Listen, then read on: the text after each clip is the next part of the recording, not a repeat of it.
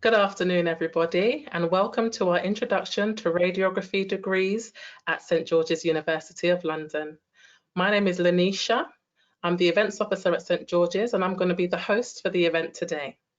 So we cannot hear you or see you, but you can communicate to us by typing in any questions you have in a chat box. So in a panel that might be up on your screens or on your phones, please use the chat box function to send through any questions that you have to us from now straight through until the end of this webinar. The format of this event will be a talk from Julie, the course director of Therapeutic Radiography. She will talk for about 20 minutes about the course, and then we will hear from our student life panelist, Nia. Following that, we will hear from admissions tutor, Rodnick, who will talk for about 20 minutes about diagnostic radiography, and then we will hear from our other student life panelist, Caitlin. Following that, we will then have a Q&A. So the Q&A will be made up of questions which you guys can send through to us throughout this webinar, and also any questions that you guys submitted when you signed up and registered for this event, we will aim to answer those questions during that Q&A as well.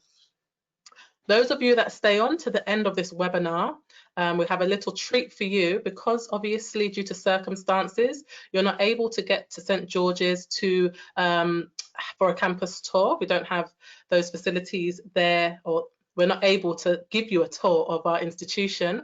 We have a campus tour video, which is about 5 minutes long, that we will show you all at the end of this webinar. So if you are with us until the end of the Q&A, then we will finish off this session showing you the campus tour video at the end. If for whatever reason you guys cut out from this webinar, please do log back in. We will still be here.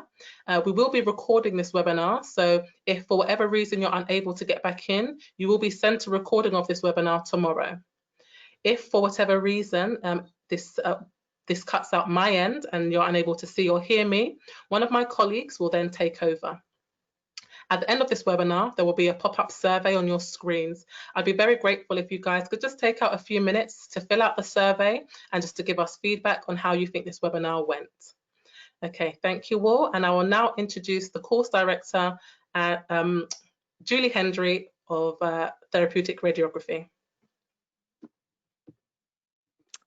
Hi everybody, lovely to not see you. Welcome to the webinar. So as Lanisha said, thank you Lanisha, I'm Julie Hendry, I'm the course lead, and I'm going to talk to you with my colleague Lauren, who is the clinical lead for our programme. So the great thing about St George's is it is a specialist healthcare university. So what we're going to talk a bit about today is what will it be to be a St George's therapeutic radiographer? What will you learn? How will you learn? Where will you learn? Also, everyone wants to know what the assessments will be and how we can support you. And then finally, what are the entry criteria and why should you actually come to us rather than any of the other institutions in London or elsewhere in the country?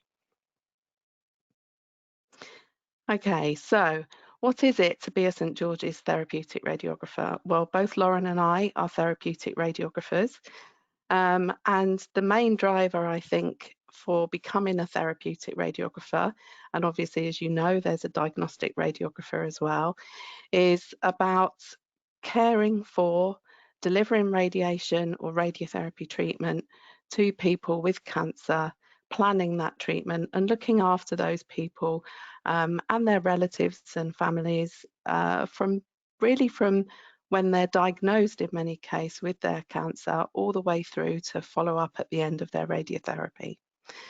So we want our therapeutic radiographers from St George's to stand out above and beyond all other therapeutic radiographers, and we will help you to become caring, compassionate, but as well as those skills or attributes, that you're going to have the knowledge that's going to make you really highly skilled in the workplace. And also with a lot of the equipment that we have, we can make sure with our fantastic clinical sites that we've got that you are really employment ready and that you are the professional that we need you to be and you will want to be. And that starts really when you will come well, you won't come, you'll have a virtual interview that we'll tell you a little bit about later on. But you will start as a novice. So the fact that you're here at this webinar means that you've got an interest, that you want to care for people, you've got an interest in science, and you want to make a difference in the world. So you'll start as a novice, but you'll have those values and those attributes that many say we can't teach you. They're part of you as a person. But what we can do is we can help turn you into a graduate that's got amazing problem-solving skills, decision-making skills, and that you will be ready to lead radiotherapy and healthcare in the future. So what will you learn at St George's? So we're really pleased that we've recently updated our whole curriculum. It's contemporary, it's cutting edge. We've made quite a lot of changes based on student feedback. So hopefully it will be an exciting way to learn. And Nia will tell you if that's the case shortly. But it's about you developing your professional knowledge, your professional skills. But the way we do that is because it's a very person-focused profession, is we like our programme to be person-focused. So that means focusing on our patients. So through patient stories and cases, you'll do a lot of learning. We talk very much about the patient being at the heart of everything we do, and that's holistic patient care. But also that figures into, because that's such an important part of the career, it's reflective in our relationship with you as well. Obviously, you're going to need to know lots about anatomy and imaging, and we've got state-of-the-art equipment that we will show you some images of shortly. Oncology is the study of cancer. That will form an integral part of what you'll learn during your time with us. The technology and the equipment, a lot of people think that radiotherapy means everyone is very, very ill, patients are very much likely to die. That's not the case. We've got lots of exciting imaging. We've got most of our patients go on to continue with a normal life and are cured from their cancer. We also like to give you the other sorts of skills, and will help you to learn about being critical with your thinking, about making decisions, because you will be in an important role looking after people, caring for people, and you will have to make decisions around that. And also the fantastic opportunity to hone down some research skills, taking part in your own research project, and hopefully even having a publication in a journal at the end of that. So I'm going to hand over to Lauren now, who's going to talk to you about the next few slides. And Lauren is our clinical lead.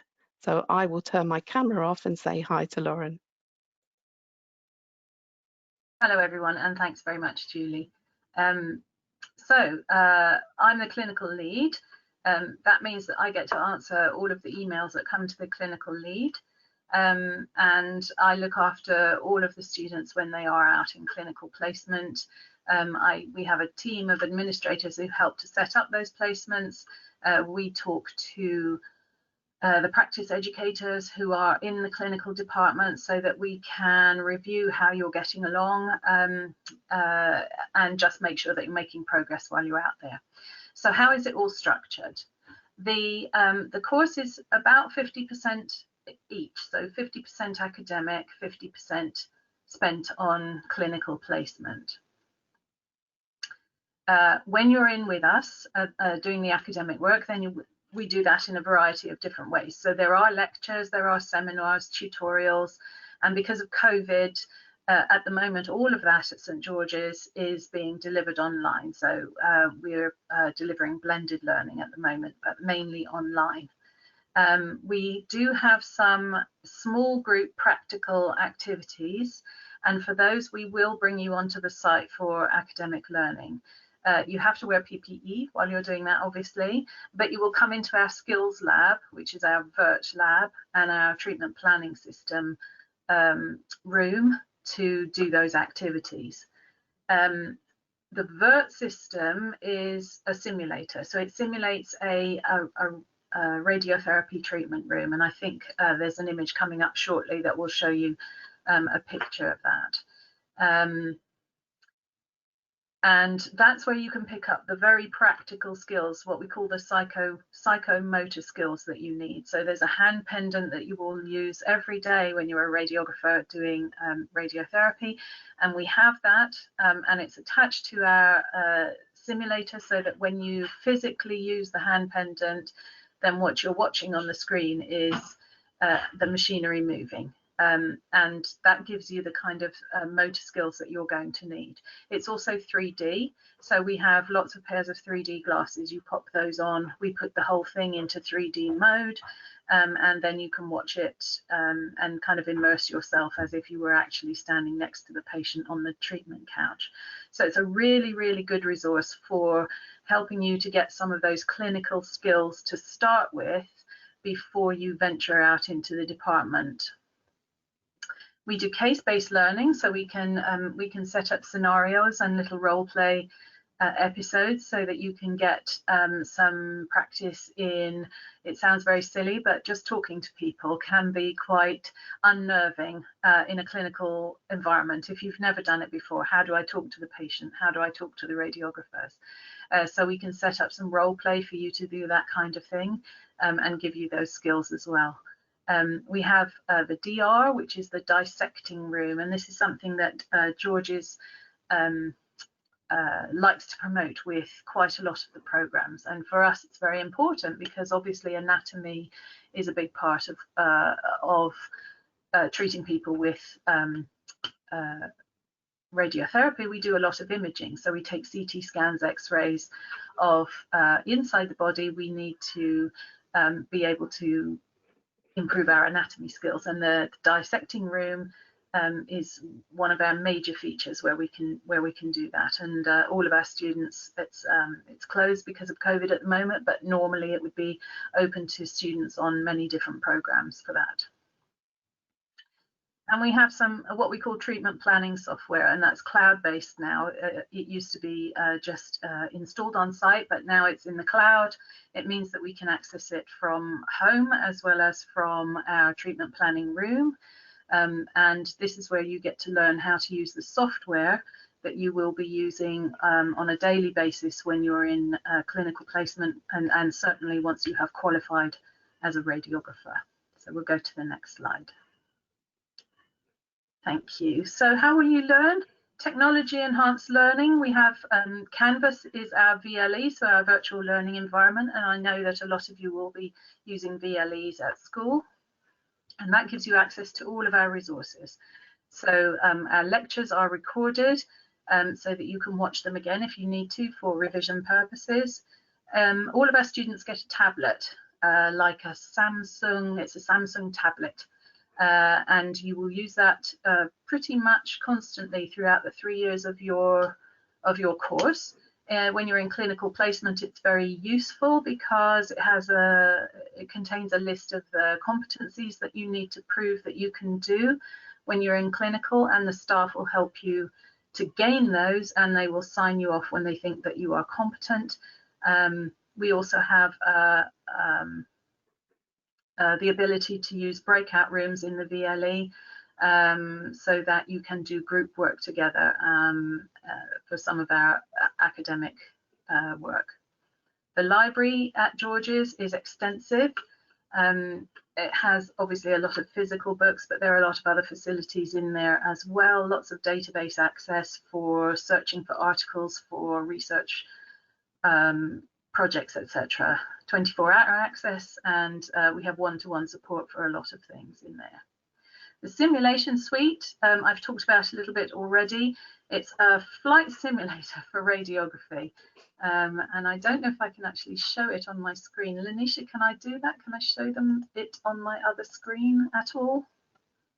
No. No, okay, not to worry. Not to worry, but it's a very immersive virtual radiotherapy education suite, and we've already talked about planning system.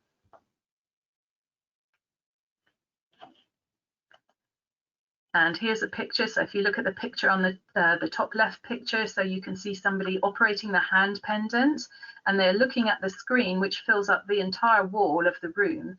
And that's in 3D. You can see she's got the glasses on there so that she's looking at it in 3D, and she's practicing setting up that patient in exactly the right place before she delivers the radiation. Obviously on our simulator there's no actual radiation, but we have sound effects as if there was. And then you can see on the top right picture, you can see some students using the treatment planning system. And this is where you work out the angle of all the beams of radiation. You can see that a little bit on the screen that they're looking at.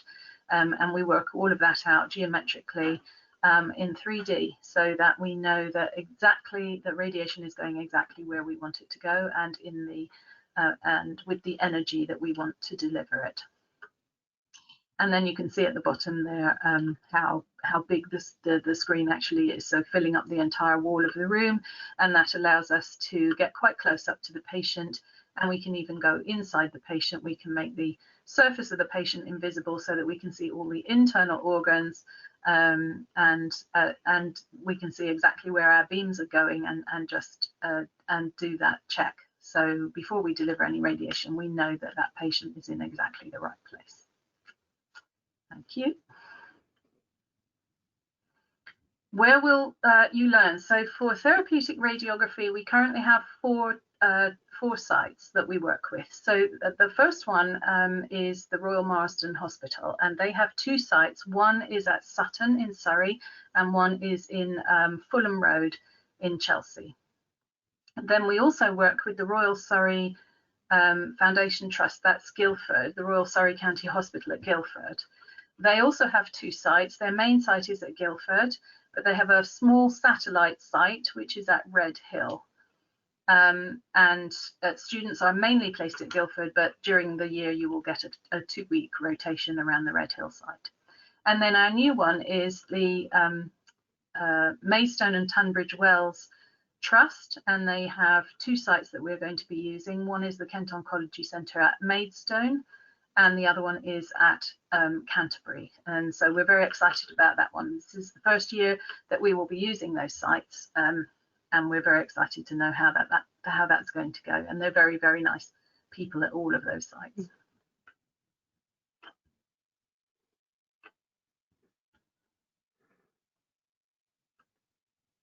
So assessments, academic Success Centre for support, so that's based within our library, and you can access those people at any time.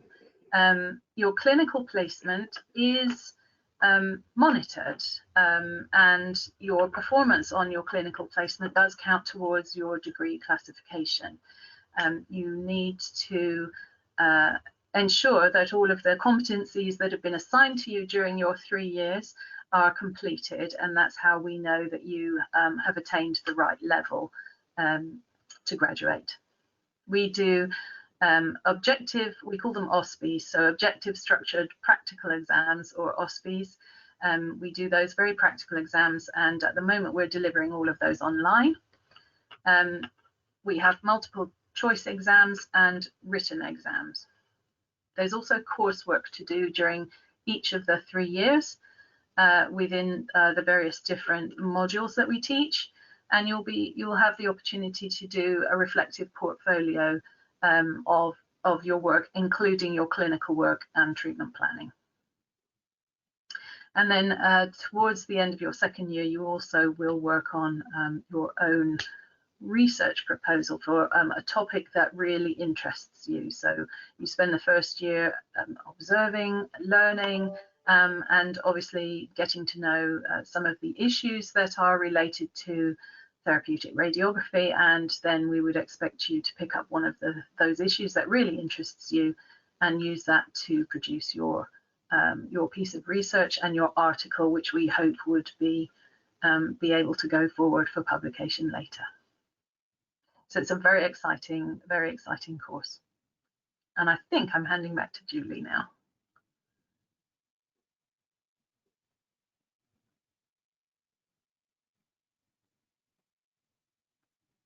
I'm here, but my camera's not coming on. Here I am. Okay, thanks, Lauren. So what can we do to help you? Because obviously there's a lot more to being at university than just the learning and the lectures. Well, I think the biggest thing I would say is that we're a small team and the cohorts are relatively small.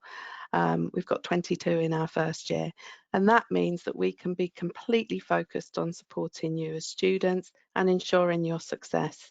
And I'm very proud to say that we have, well, I know I'm biased, but we have fantastic students who are really committed, and we work as a team with them to ensure their success.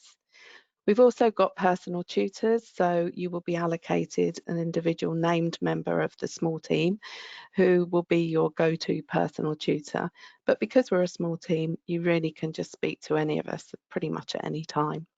When you go into placement, you will have allocated again one of us as your placement tutor. So there's always someone to call upon. One of the things that's really great also is that there's peer support, so support within the bank of students, the cohort of students, and we've seen that with our second years and third years buddying our first years to offer that support to them. It's much better to hear from other students survival tips and what to do and how to make life easier. We give you one-to-one support, of course, if ever you need anything, guidance, not just about the course, but we're here to help you. We know life gets in the way sometimes of you studying and doing what you want to do, but we are here to help you all the way to get through and to succeed and be what you want to be. And you'll also have a research supervisor, so one of us allocated to you to help you in that research process. So although it's your topic that you choose, you're not just left alone to fend for yourself. We're here to guide you all the way to that successful outcome.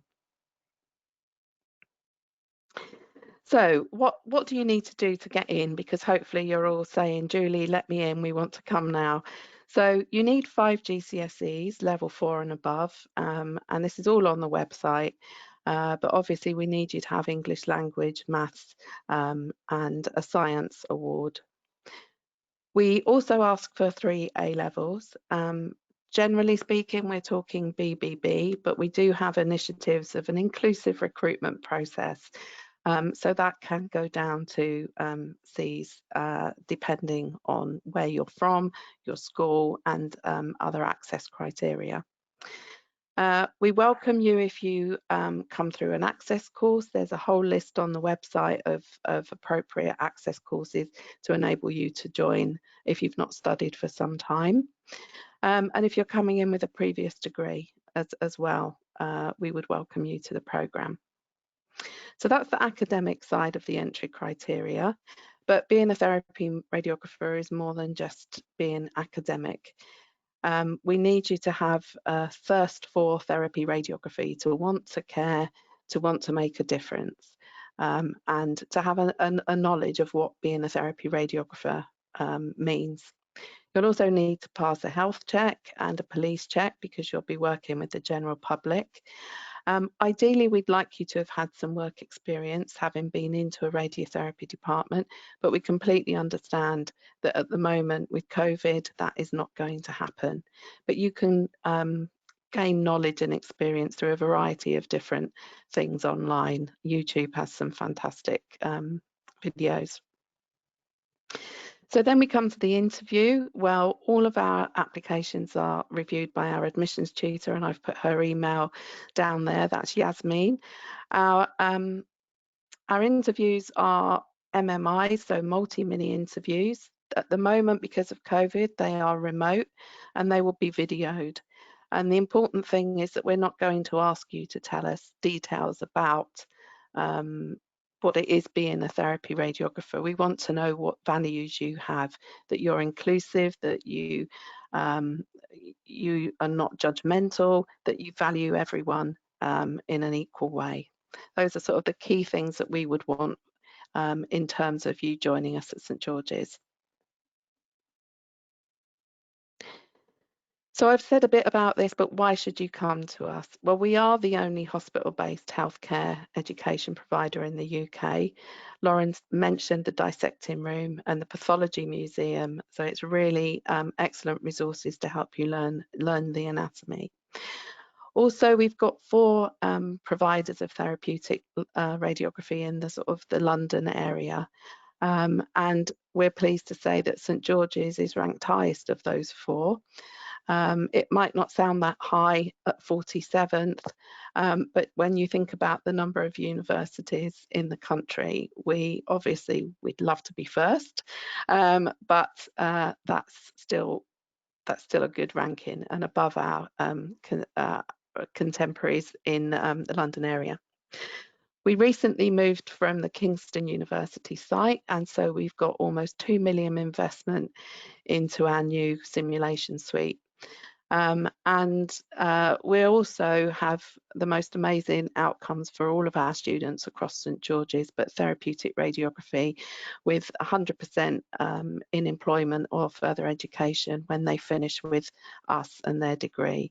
And that's the complete university guide again for those metrics, numbers. So another reason why I think you should come to us is we really do give you the skills for the future. We've got an amazing set of opportunities for you, and our graduates, and you can see in the image below, the male radiographer there came, I remember interviewing him, he wanted to work in the proton centre when he graduated. And that's a picture of him working in the Proton Centre up in Manchester. So people come in with dreams, we help them fulfil those dreams and actually go beyond those dreams. So it might be that you come back and join us as an educator. You might be leading research, as one of our graduates in Guildford is doing. You might be leading the Proton Centre in Manchester, or another graduate is leading that centre in UCLH. So amazing opportunities for you if you come to St George's. And I've got to say it, and I'm very, very proud, is that we are caring, we're a close-knit community. And last year we had 100% student satisfaction from our Year 1 students, from our Year 2 students, and in the National Student Survey for Year 3. And you can see a couple of images there. The smaller one is something that I got our teams to put together, pictures of us as individuals during lockdown, just so that everyone knew we're still around, we care for you. And our amazing then first years, and in there is Nia, who you'll talk to in a minute, came right back at us and gave us an amazing montage of thanks back to us as lecturers. So I think the real thing that I'm trying to say there is that we are a caring community and we're a family of therapy radiographers and students at St George's. So some of our graduates from a few years ago, come to us because we're here for the patients, for our students, and for your success. And if you get a chance to look at that link below there, it's got some excellent resources with another links to another one of our graduates in the Proton Centre. So that's all from me now. You'll hear it straight from the horse's mouth. Nia, I think, is up next to speak to you. Thank you. Hello. I'm hoping everyone can see and hear me. So yeah, as Julie said, I am Nia. I'm a second year therapeutic radiography student at George's. And what I'm going to do is just do a super quick run through for you about life away from kind of the academic side of uni. So if I could just have the next slide. There you go. So yeah, the 5 kind of pictures kind of represent what I'm going to be talking about. So the first one I'll talk about is Horton Halls. I did stay at Halls. I'm originally from South Wales. So yeah, I did stay at Halls in first year. And what I really loved about Halls is that everyone is so close. It's like they're obviously organised in blocks, so you can go and see your friends, and they're really, really close by. I miss that now in like a little flat by with my flatmates, because I can't go and see everyone from uni as easily as I could last year. Halls is a short walk away from the university. It's quite a nice walk actually. It gets you out, gets your steps in, and it's also a short walk away from Tooting Broadway Station, which is the tube, supermarkets and any shops that you might need. I also stayed in a premium room, so I won't go into detail about the differences, because if any of you have any questions, you can just ask me at the end. But essentially, my premium room had a double bed in. It had a nice ensuite. It was quite big. It had a big window, so it was really nice and bright in there. So yeah, I really enjoyed my room. I decorated it out. Spent quite a long time printing lots of pictures out. So yeah, I'd recommend decorating your room as if it was your home, because you're in there for quite a lot of time. So yeah. The next picture I'll go on to is Tooting Market. So I just wanted to put this image in there because it's just a really, really nice place to go with your friends, hang out. They've got some really lovely restaurants in there. I personally like Franco Manca. It's an Italian restaurant. And there's also a juice bar called Get Juiced, where you can get all your smoothies in case you've been living on pasta for a couple of weeks and need some nutrients. And a little student hack, there's like a Chinese place as you go in, and you can get free spring rolls if you're a student. So slightly more unhealthy, but you can make it up with a smoothie. So that's what I did. And in addition to Tooting Market, there's also lots to do in Tooting. You know, there's lots of cafes, lots of nice places to hang out with your friends. I personally like Mud and Cafe au Lait. There's also the Cell Cook, which do the most delicious Sunday dinner. So yeah, just have an explore.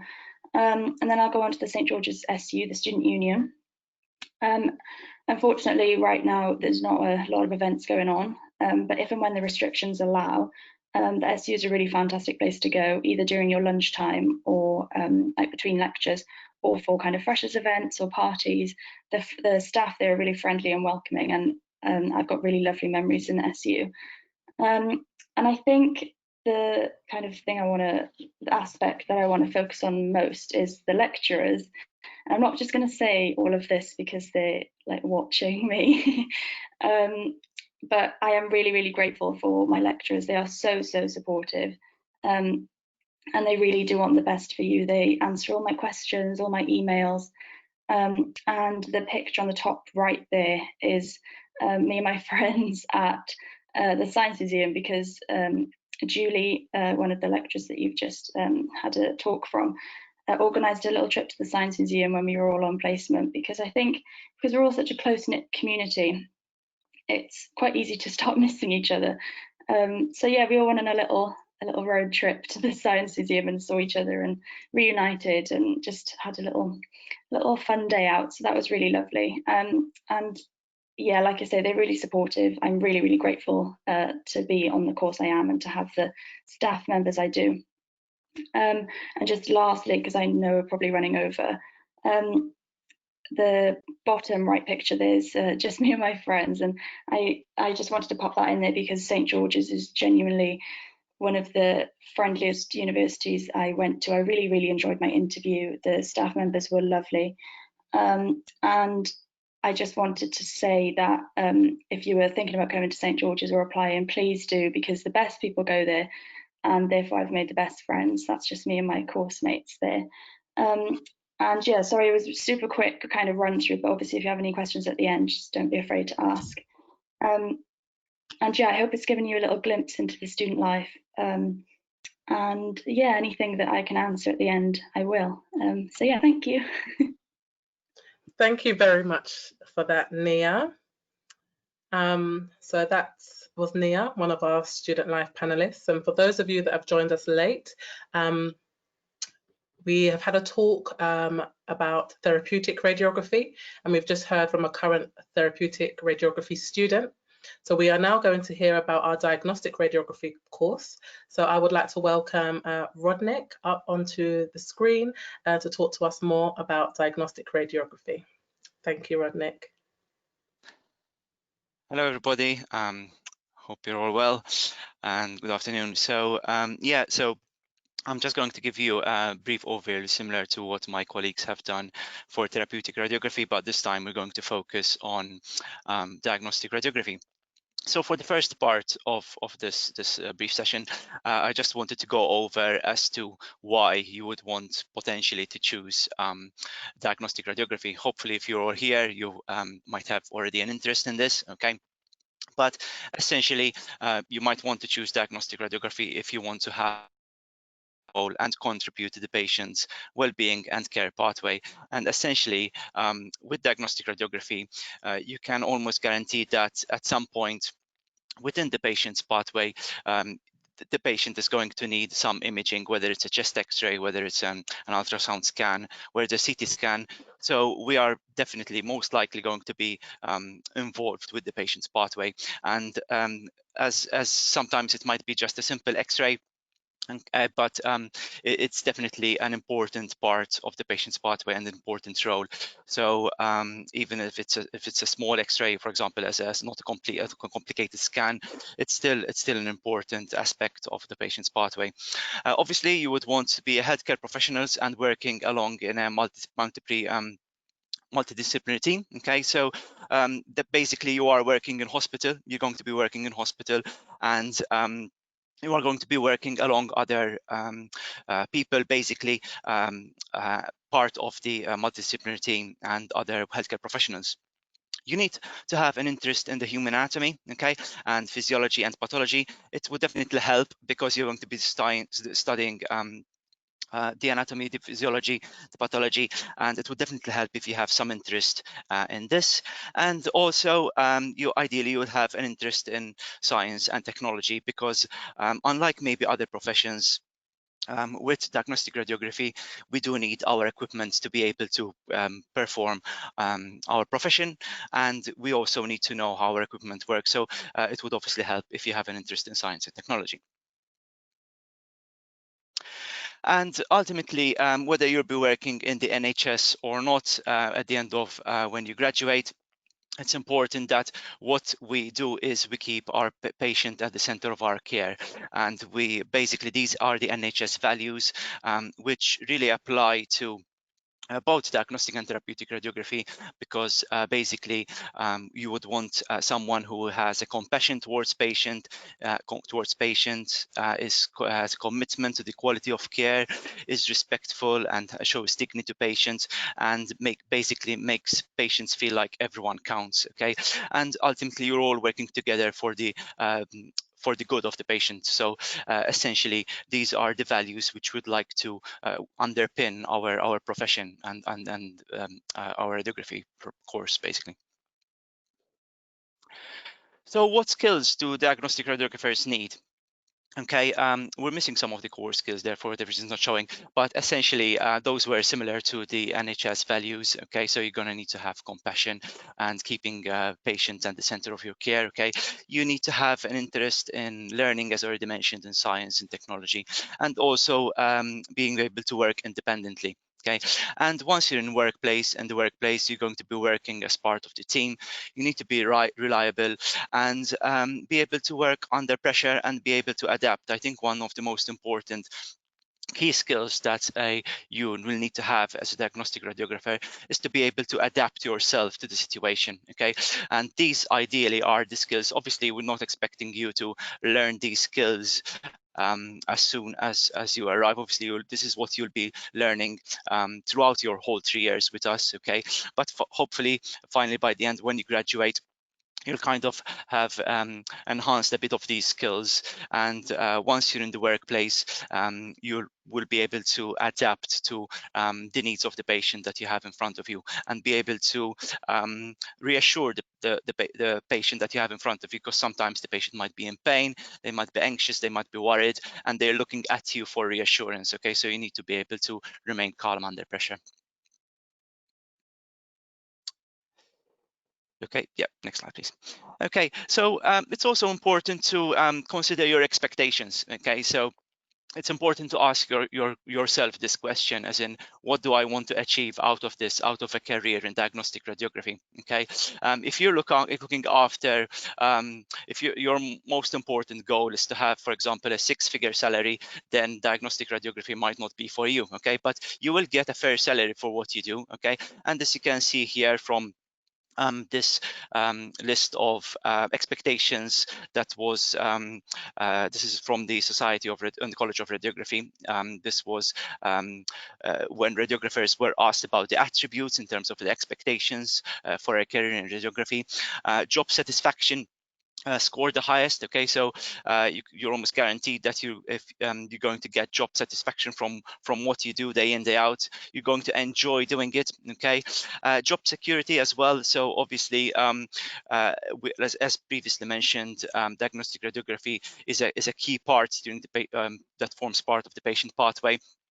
So there's always going to be the need for diagnostic radiographers, and as you can see, there are as well other attributes. Okay, and also again, this leads us on to the next slide, as another important aspect is career progression. Okay, so as a radiographer, you're going to have the opportunity to develop your career once you graduate. Okay, so there are various areas within radiography that you can progress to. So you can decide to just do general radiography, but as most radiographers do, they want to make the most of their profession. Okay, and maybe advance or progress in a particular area. So you might want to decide to specialize in CT, MRI, reporting, for example, or ultrasound. Mammography is another very popular area, nuclear medicine. Okay, those are kind of the more traditional clinical areas where you can specialize, but obviously there are other maybe other areas, such as IT systems or PACS, which is what I had done as my postgraduate degree. You might want to specialize in research, or potentially do project management or hospital management. Okay, so again, this is supported by the Society and College of Radiographers career framework, but there is a lot of opportunity for career progression and career development, and this is something which is actually encouraged as well by the society in terms of your professional development and continuous professional development as well. So again, it's a very dynamic career, and once you become a radiographer, diagnostic radiographer, there will be a lot of opportunities, obviously depending where you work, but there's a lot of opportunities to further your career, essentially. Okay. Okay, now coming on onto more the university aspect of the program. Okay, so we're going to focus more about the course itself now. So the course itself is forms part of the we're from the Center of Allied Health, which is part of the Faculty of Health, Social Care and Education, and that is the joint faculty with Kingston University, which between the both universities, there are obviously a wide range of courses and resources that you'll have access to. And the next diagram basically just shows how, just to give you a bit of an understanding. Okay, it might look a bit complicated, but essentially what it's showing is that you've got the Faculty of Health, Social Care and Education, which is a joint faculty between both universities, and now we've got the newly formed Center of Allied Health, and essentially the 5 courses that are available, and obviously diagnostic radiography is one of these programs. Okay, so yes, our program very similar to what my colleagues have said in therapy radiography. We try to be as friendly as possible. Obviously, we've got a larger student cohort. Usually, we have each year we have about 68 students. Okay, but again, we're a very friendly team, and we try to be as student focused as possible. We try to always deliver high quality teaching. Again. Similar to what my therapy colleague said, our recordings are all our lectures are all recorded on Canvas, our virtual learning environment. And we've got a good range of academic staff with different range of clinical and academic expertise. We've also got good strong relationships with other health disciplines, and the program gets continually reviewed and revalidated. Again, the program was revalidated last year to make sure that essentially we're continuously updating the needs of the program in line with our clinical practitioners as well. As well, we also you'll have to complete a range of assessments, okay, and that will include coursework, exam, portfolios, and practical and clinical examinations as well. In terms of the entry requirements, again, I won't spend too much time on this because it's already been covered by my colleagues, but you will need to meet the GCSE requirements or equivalents, okay? We've got 3 Bs in terms of the A-level requirements, okay? And we've also, as my colleague said, there is some flexibility in that in terms of our inclusivity and widening participation program. You will need to meet the English language requirements.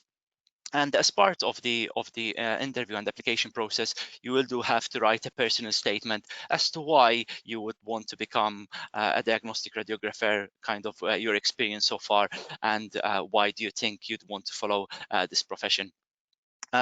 You will have to complete an interview, which is, as my colleague said, is now being done remotely. So we've got the multi-mini interviews, which are being done remotely, and these are values-based. So it's not like you can have to be asked, you're not going to be asked specific questions about radiography during these interviews, but it's more about the values and concepts that underpin the profession, kind of a bit like as I've explained in the beginning of this presentation.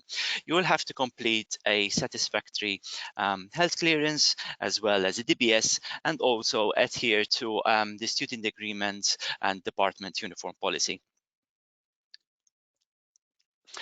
In terms of the course structure, again, the course is very much clinical. It's about 50% academic and 50% clinical.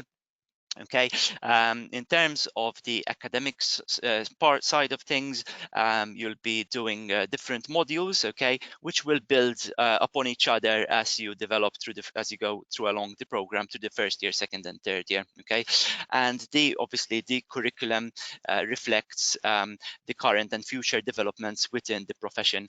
Diagnostic radiography is a very fast developing profession, and it's that is reflected because of the developments in technology. So again, our modules and our curriculum content is updated depending obviously on the developments within the profession itself. Just to give you, I've included this slide just to give you an overview of what your academic and clinical year plan might look like. Okay, so again, as you can see there is a good mix of academic terms as well as clinical sessions, clinical blocks. Okay, so for example, in year 1, you'll start with the first academic term where you're going to be basically getting prepared to go to your clinical placement, which will start at the beginning of the second term. Okay, and as you progress along through year 2 and year 3, there is a mixture obviously of academic and clinical placement, and this just gives you an overview of how the year is structured in terms of academic and clinical activities, and what you basically should expect over the 3 years. In terms of teaching and learning, you will have opportunities for interprofessional learning and development as well, making use of all our excellent resources that we have on St. George's.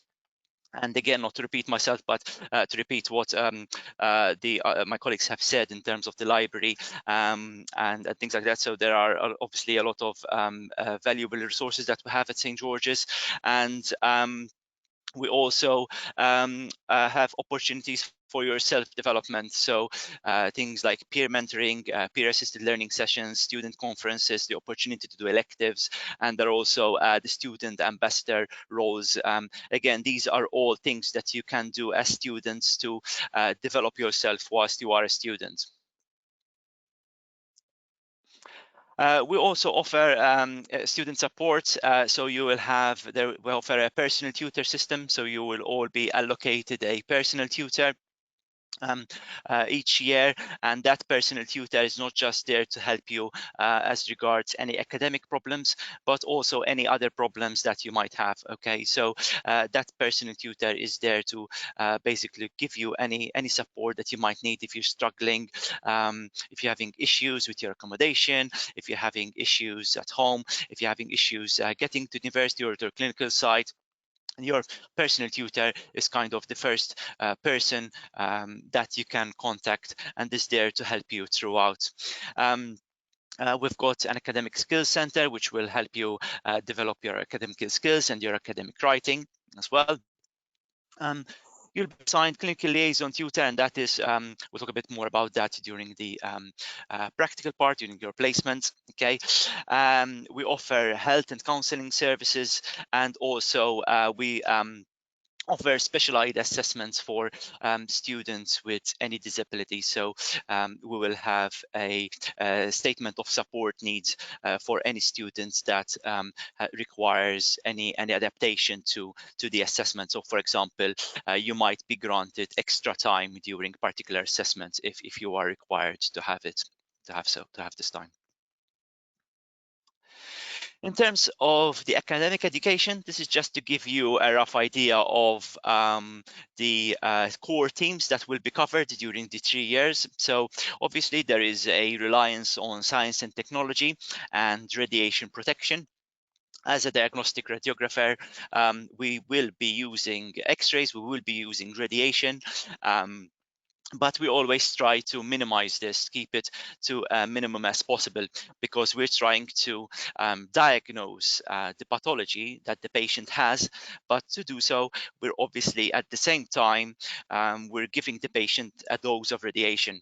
So our role as diagnostic radiographers is to try to minimize this dose and try to get the best image or best scan that we possibly can, get it right the first time, so that basically we're obtaining the image that we want, but we're doing it at the minimum expense to the patient in terms of radiation dose. Okay, so you'll learn all about the radiation protection principles.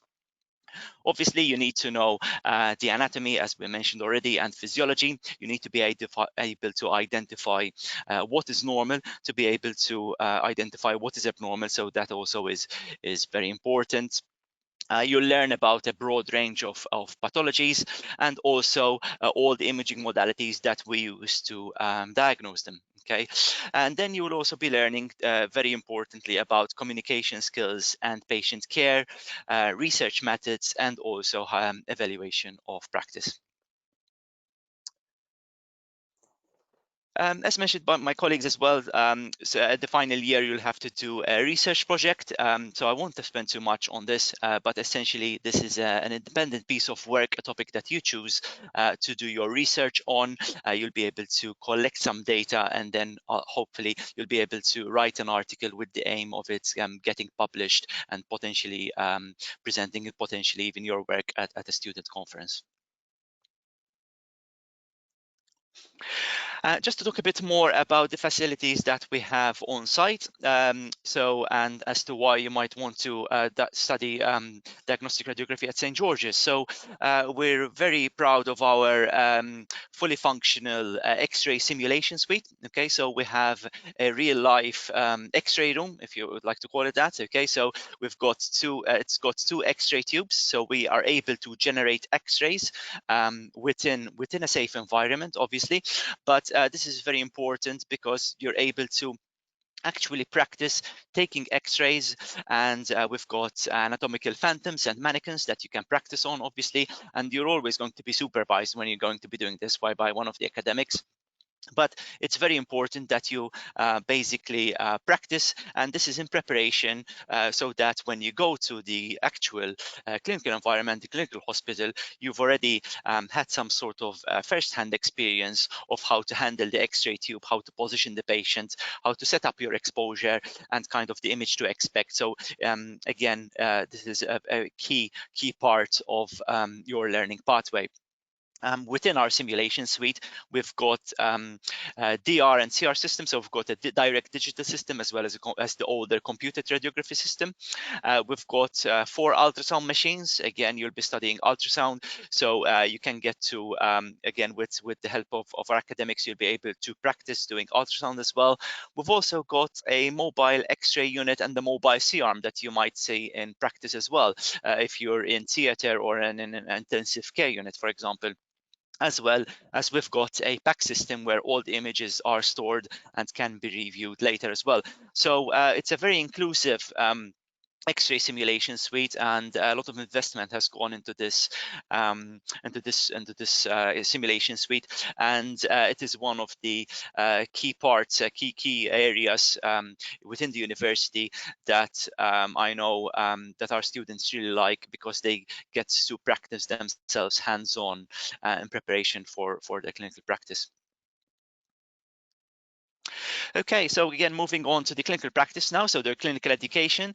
Once you'll be going to the clinical sites, you'll have regular visits from us, because we'll be coming over to see how you're doing every few weeks. Okay, you'll also have a coordinator on site, which will be your contact person, named radiographer, that you'll be able to go to if you have any issues.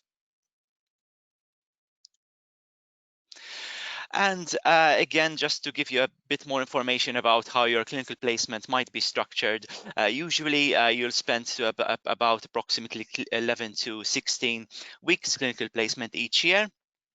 For year 1 and year 2, you'll be assigned to the same hospital, and then in year 3, you'll be going to a different hospital. So during the 3 years, you'll get to experience 2 different hospitals, and usually these hospitals will be divided into trauma and non-trauma. So one of the hospitals will usually be one that carries out major trauma, whereas the second hospital will be one that usually is a bit smaller potentially, and that is not considered as a major trauma hospital. And these are the 12 hospitals that we currently have available on our program. So you could be allocated any 2 hospitals from the list below. So as you can see, obviously St. George's is one of them, but there are several hospitals, all NHS. These are all NHS hospitals that are within London or just outside of London. And essentially, this is where you'll be spending 50% of your time, mainly because, as you've seen in the year plan and academic structure earlier on, you'll be spending quite a lot of significant time in 2 of these sites. Okay, and essentially, this is what will help you develop your clinical skills and patient interaction when you're on site and when you're actually dealing with real patients. You'll also have a short placement of about a week at each of these specialist clinical hospitals. Okay, so we've got a Great Ormond Street, which is, as you know, a pediatric hospital. We've got the Royal Brompton, which is a chest hospital, and then we've got the National Hospital for Neurology and Neurosurgery, as well as the Atkinson Morley wing at St. George's Hospital, which were both neuro hospitals. So again, these, just to give you a bit more variety, you'll be spending a week as well at each of these 4 sites. To give you a bit of a flavor of what it's like being a radiographer in a specialist hospital site as well. In terms of accommodation, some of this, Nia already mentioned this, okay, but essentially you're, during your first year, you're guaranteed university-based accommodation at the Horton Halls.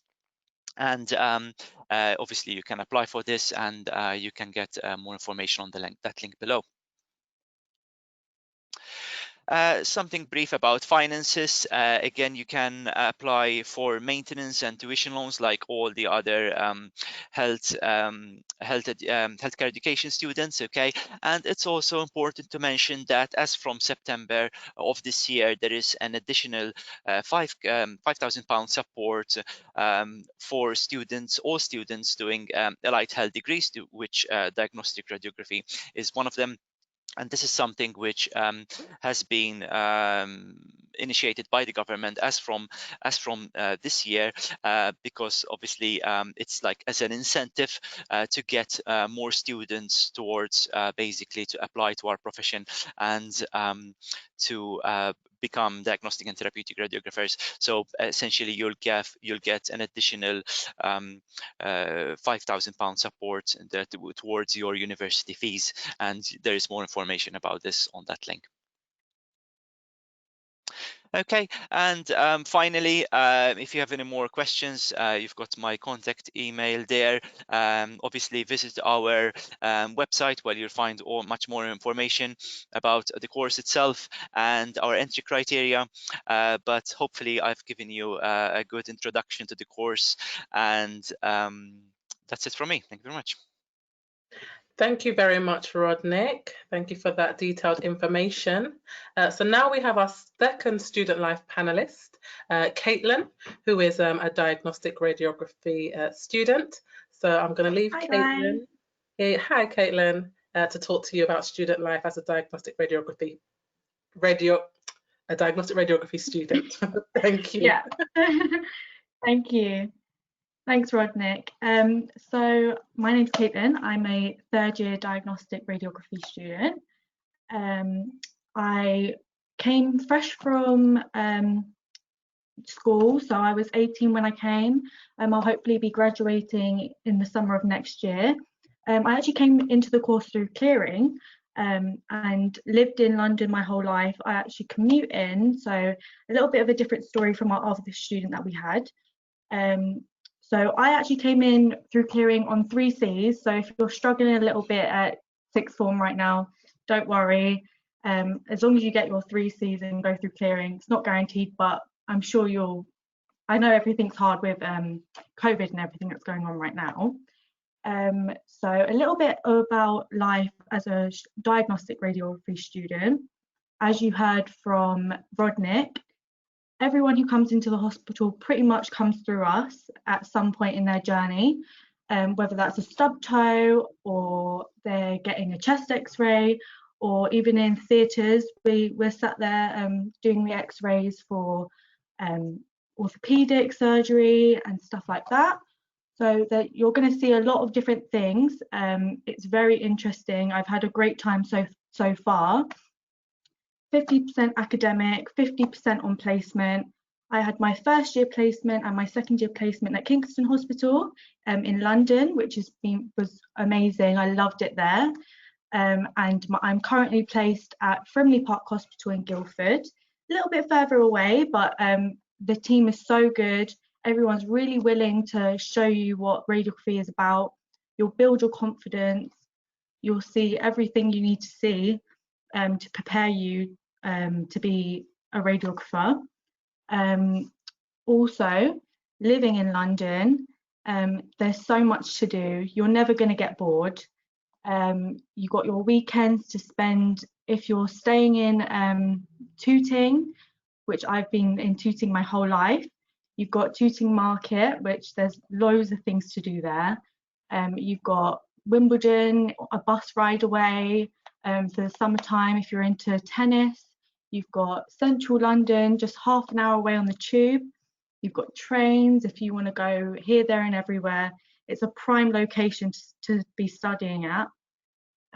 Also, a little bit about the academic side. The resources that we have at George's are really good. As you can see, the suites that we have, they put a lot of money into it and we do actually use them. And it's really good for learning before you go into placement, a little bit about how the equipment is and what you're going to be using. Every site is different, but it's really good to kind of see how to use the equipment and be familiar with pressing the button and giving radiation, all that sort of good stuff.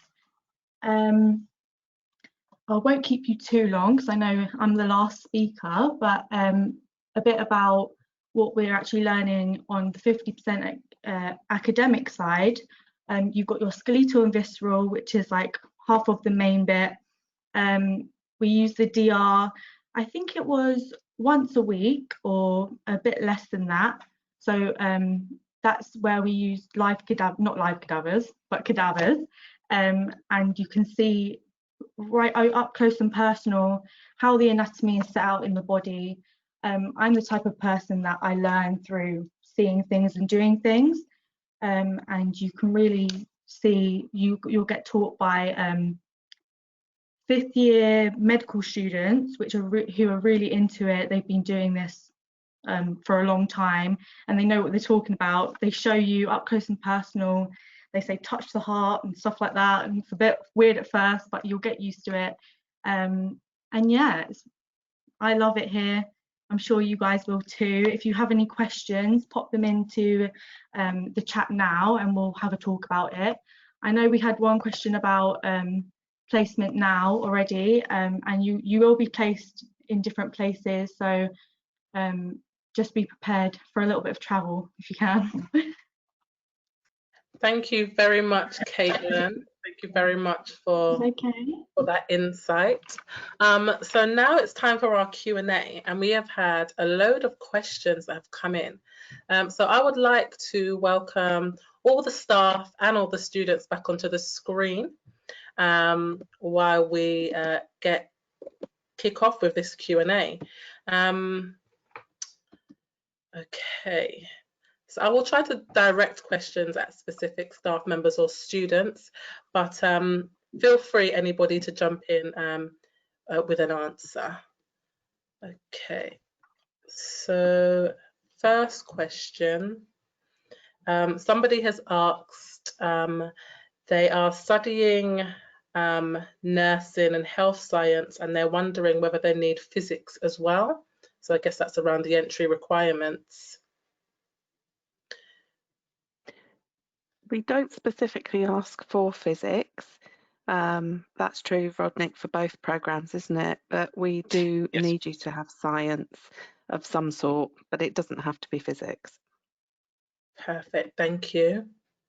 And then somebody else has asked, how has the course been adapted because of COVID? Yeah. I guess we could go to our students to ask about that, but we've taken everything, I think Lauren touched on this, everything, because of the restrictions by the government, we had to move teaching online. So we did that, except for skills teaching. So students have been in with Lauren in VERT, and they've been in with Rodnick and the team in the X-ray unit in the skills lab as well. So it's still going on in a slightly different form, and when we're on site, we're all. You're currently on placement, yeah. Well, so yeah. Initially the placements were stopped by Health Education England, but with the restrictions now, placements will continue, and our students in both diagnostic and therapy are key workers. Perfect. And I have a question, I guess can be directed at the students, which is, what things did you wish you knew prior to studying on the course? Oh, that is a hard one. I think if you've not worked in a hospital environment before, it could be nice to get some experience there, just so that you know what you're dealing with. But because of COVID, it's kind of hard to do that right now. But even just having experience talking to people that you don't already know, and talking, just any kind of job where you're interacting with people is really helpful. Because you're not really thrown into it in the deep end. You are eased in with diagnostic radiography, so don't worry at all. There's not much that you need to prepare yourself for. Anything that you want to add to that, Nia? I think away from the academic side, I'd just say not to be afraid to get involved. I think I was quite a shy fresher, but that has soon changed. So yeah, just get involved in as many events as you can. And as Caitlin said, like placement, you're there to kind of learn, and they know that you're, you know, a student. So yeah, they're really nice about it. So don't stress. Perfect. And then we have another question here. Are mature students permitted on the course, and do they still need to apply through UCAS? We welcome mature students. Yes. There are a lot of There's mature students at St George's across all courses, so mature students, please don't feel afraid to apply. And yeah, as long as you meet the entry requirements, then you can apply exactly. to us. I think we have 3. I was one of the youngest on my course.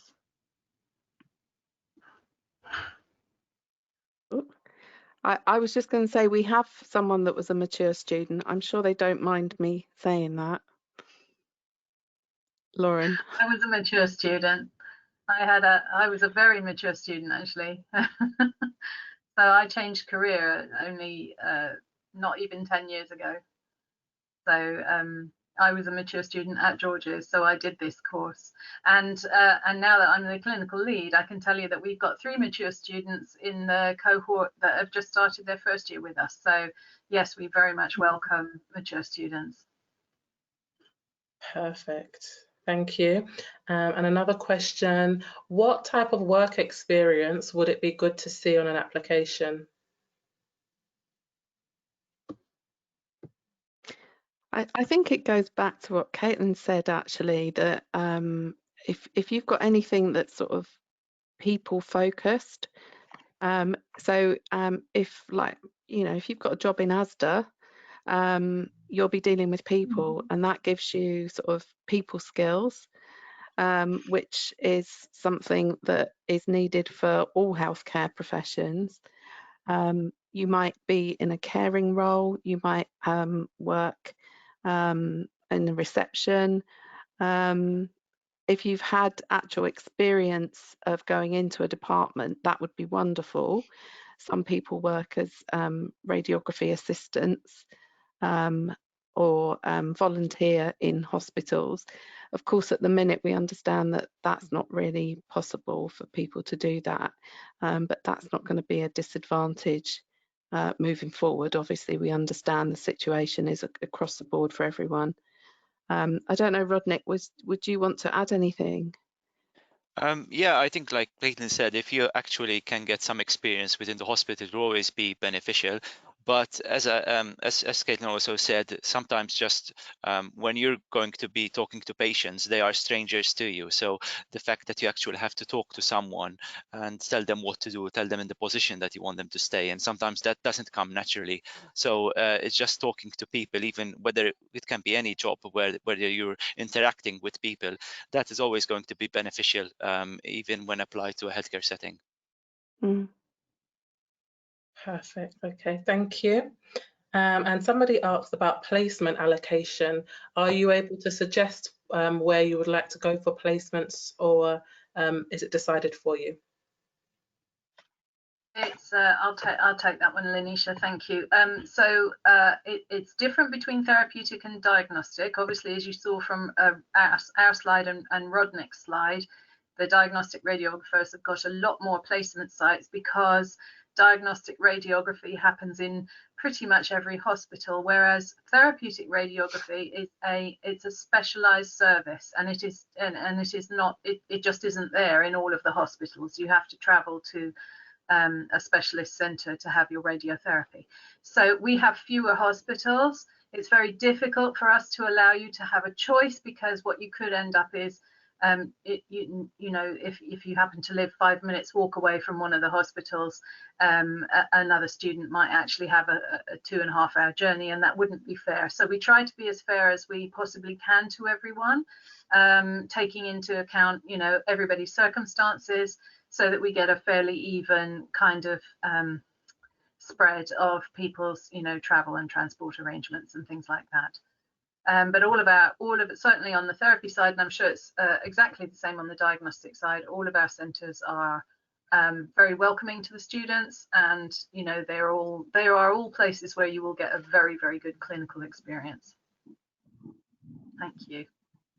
Thank you for that, Lauren. Can I just add to that? Sorry, if you are, say, for example, a mature student and you've got caring responsibilities, then obviously we do take on board things like that. We want to make it as easy and as fair across the board for everybody. So if there are particular circumstances, then obviously we will be mindful of those. Okay. Thank you. I've got quite a few questions about entry requirements, so I'll just answer that in one go. So we do consider quite a wide variety of requirements, BTECs, access, and things like that. And if you go to our website, you will see a full list of all the requirements and the grades, or detail of all the qualifications we would consider and the grades for those also. So those that have messaged in and saying they have a BTEC and access diploma, they will be considered. Sometimes there's a requirement for a certain amount of science modules or something with access diplomas, but I just say go to our website. There's a detailed list there of the qualifications we'll consider, and then the grades we would want from those as well.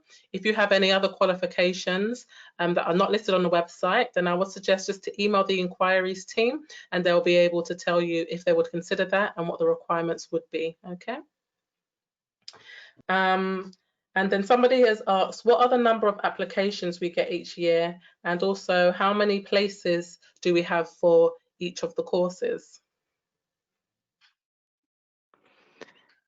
Oh, so we have 22 available places this year for therapeutic radiography. For diagnostic radiography, it is 68. So obviously we're a larger cohort. In terms of applications, we do receive obviously a large number of applications.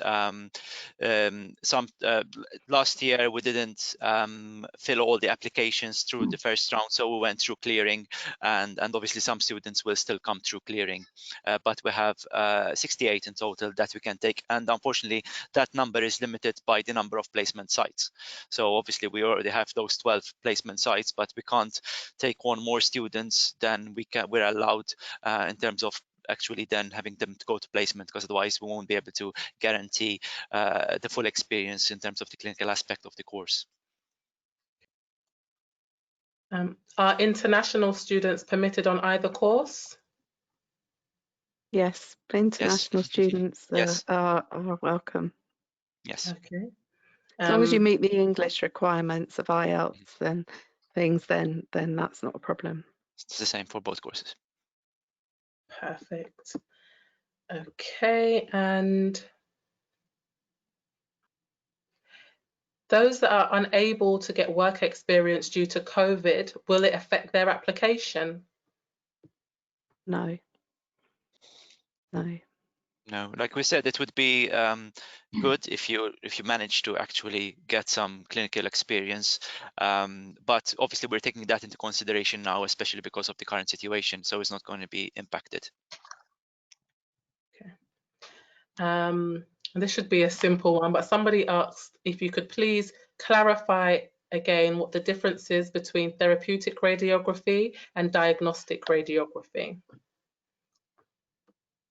So therapeutic radiographers deal with cancer. They use very high energy X-rays to kill cancer cells. So we apply radiation to the body at very, very high energies with the sole aim of killing cancer cells, and that's how we cure our patients. And Rodney, yeah, and as you, apologies if you hear my son crying in the background. Basically, diagnostic radiography is, our role is basically to diagnose the pathology, whether it's a fracture, whether it is a cancer. So the main difference is that in our case, we're trying to keep the dose to a minimum as much as possible, whilst we're getting the image that we require. And we use a variety of different imaging modalities to do so. So we could be having general X-ray, we've got ultrasound, we've got CT, MRI, they all fall under the umbrella of imaging modalities and diagnostic radiography. And you'll be, as a diagnostic radiographer, you'll be learning about each one of those modalities or equipment. Thank you. And just to add, sorry, Lanisha, just to add to that, radiotherapy over my sort of time as a therapy radiographer, we now have CT on the actual treatment machines, and we have treatment machines with magnetic resonance imaging, so MR, and we also use ultrasound to scan some patients to make sure that we're treating in the right place. So we not only get to enjoy helping cure people's cancers, but we get to do the imaging through some of those slightly different to diagnostic, but still using those modalities to target where we treat our patients. Awesome, thank you. I hope that's clarified that for you. And then Lisa has asked, are students able to access the RT planning software themselves or only during lectures and only during lectures? I saw that and I tried to answer it, but I'm not that smart, I think. Yes, the cloud is open to all of our students, and Nia will be excitingly using that in a couple of weeks' time. Yeah, it's not just lecturers, it's there for students. Yeah. Perfect, okay.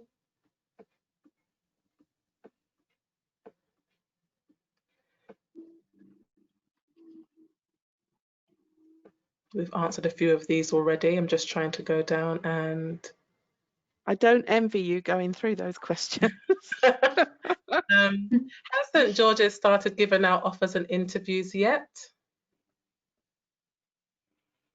So I guess that's for anyone applying to start 2021. Have we started the interview process yet? Somebody has asked. I think the cycle is open. As regards diagnostic radiography, our first set of interview recorded, obviously these will be recorded video interviews. We're supposed to receiving them from admissions over the next 2 or 3 weeks. So the application process is open, and if you're interested, then obviously you can apply through the appropriate website details or channels, UCAS. Awesome. So the courses are open for application up until the 15th of January. So you can still be applying for both courses if you are interested. And then should either go into the clearing process, that will be obviously on our website, and then you could potentially apply up until sometime in August. So you can they're still accepting applications now. So, you know, get your applications in, get ready if you are wanting to study on one of these courses next September. Is physics necessary for the course? I guess this is part of the entry requirements. You already said this already, isn't it? Yeah, no. This question is for Nia. How easy was it to find accommodation for your second year at St George's? Oh, okay, that's quite a good question.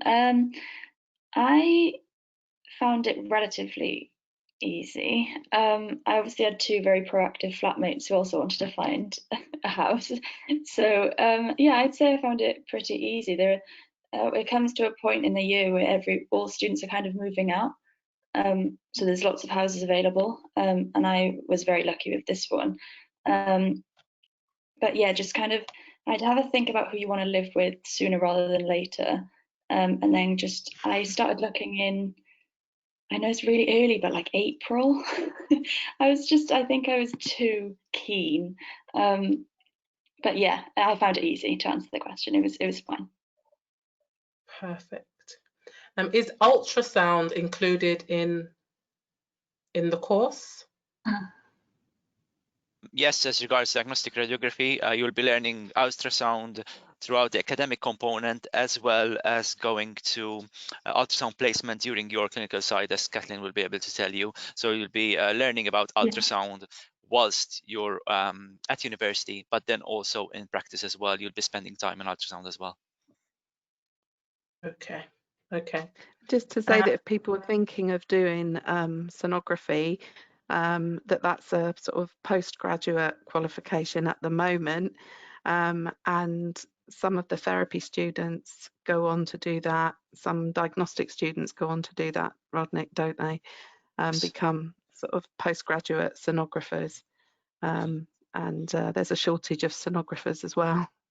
Yeah, so we obviously learn about the basics during the diagnostic radiography program, but as a graduate radiographer, you can choose to specialize in that area like any other area, and you can do a postgraduate in ultrasound and then become a qualified sonographer, and then you'll be able to do the ultrasound scans and report them yourself as a qualified sonographer. So is it after graduation when students are able to specialize? Yeah. So you would need to be a qualified radiographer, and after that you do a postgraduate course in ultrasound and then become a qualified sonographer. So you specialize in one modality, and then you'll be a qualified sonographer. You'll be able to do the scans and obviously report them yourself as well, as a practitioner. Are you able to specialize in multiple areas? If you wish to do so, yes, why not? Yes, you can. Obviously, each area might require for you to do different courses.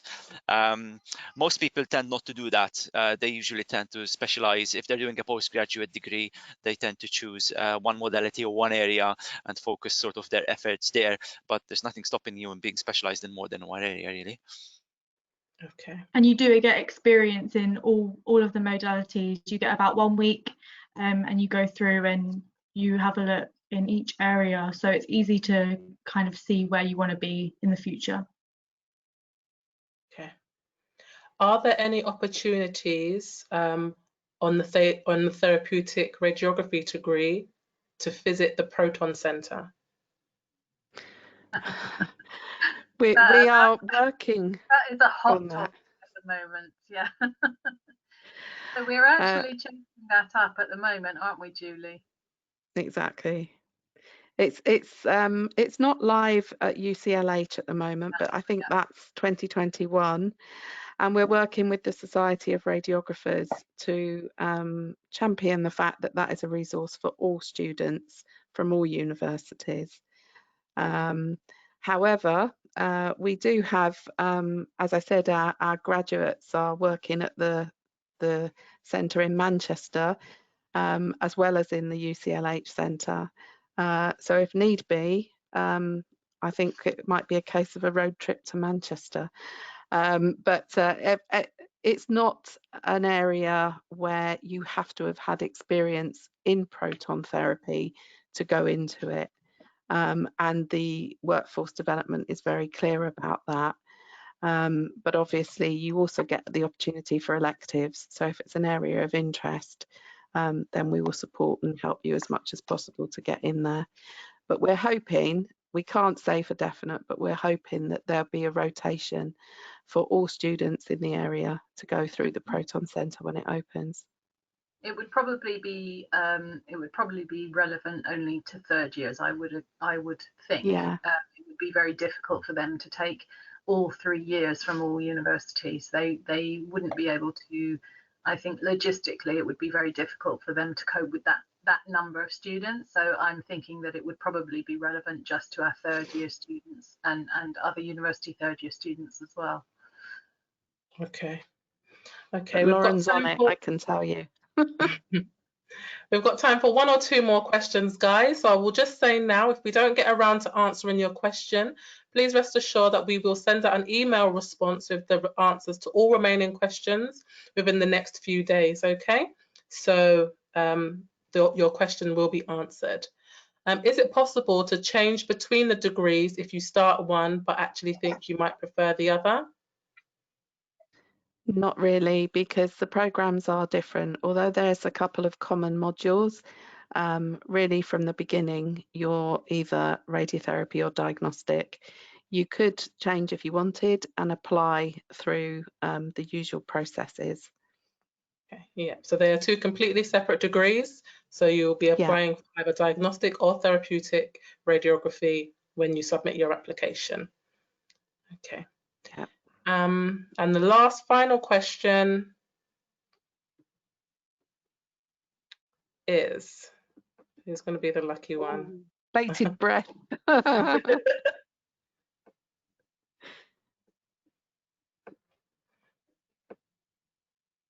Is there anything specific you would like to see in a personal statement? I think it's knowledge of the profession that you're applying to and the skills that you have based on what you've done.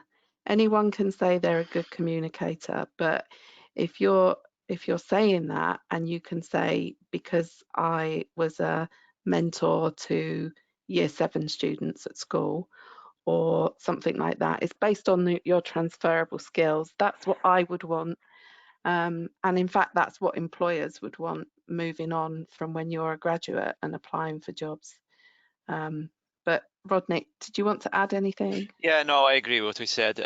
Basically, it's how you can bring your own experience, that what you've done so far, and apply it to kind of the values that underpin our profession, really. So, yeah, we're not looking for kind of any specific answer, but it's basically yeah, more bringing out what you have done so far, and showing certain values that would be important for our profession. Exactly, and both professions are based around patients, and with that comes that you want to do good, that you want to help people, and that you've got the attributes to care, really. Perfect. Thank you guys so much for your insightful information and your answers to the questions. And thank you all for listening. As I did say at the beginning, we will be playing a video of the campus now for those that want to have a little virtual tour of our campus. So in the next few seconds, I will start that. But just for now, I just want to thank you all for joining, those that are not going to stick around, and I will send out a response to any questions that will remain unanswered. Please do take out a few minutes to fill out our feedback survey that will pop up on your screen at the end of this webinar. And any other questions you guys have that come up after this webinar, please do email it in to the inquiries team, who will be happy to answer your questions. Thank you guys again. You don't have to stick around to watch the video. You guys know what St. George's looks like, but please feel free to if you want to. And yes, thank you all again. Thank you. Thanks, Lanisha. Yeah, Bye, Thank everybody. you. Bye, everybody. Bye. Good luck, everyone. Bye.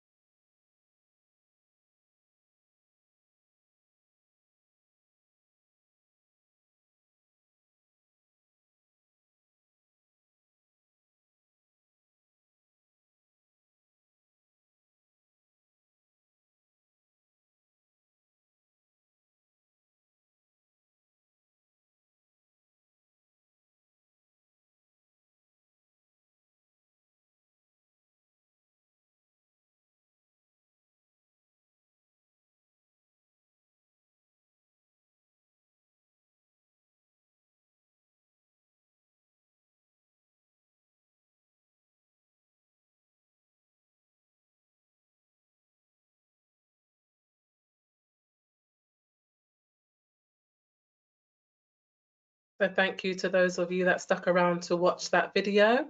I wish you all a pleasant evening, and we look forward to hopefully welcoming you to St George's in the coming weeks, months, years. Goodbye.